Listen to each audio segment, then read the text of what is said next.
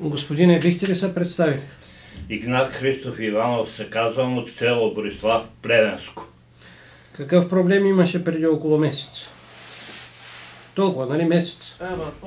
Втори месец кара. Проблема беше ми с кръка, беха се зачервили пръстите и се беха оплашал. Много. И дори още ме е страх. Беше гангрена. Така. И се чудя сега, лекара беше ме определил на 10 октомври да отида при него.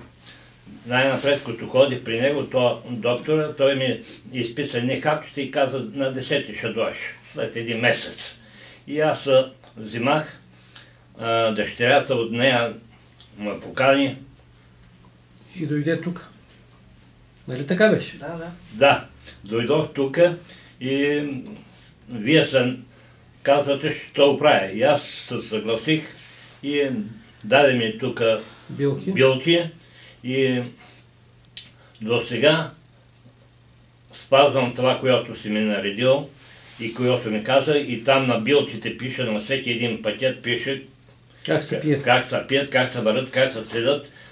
Това нещо всичко изпълнява до сега. Как е сега кръка? Сега кръка е добре. Още малко имам, очаквам, като ми даваш и ти кораж, и ще сметам, че заслужавам болките минаха ли?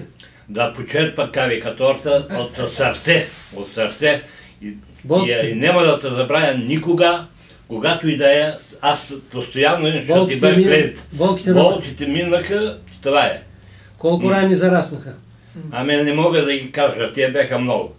Останала е само една? Една остана и сметам, че и с нея ще се справим. Щом сме се справили с всичките до сега. Добре, благодаря ти много.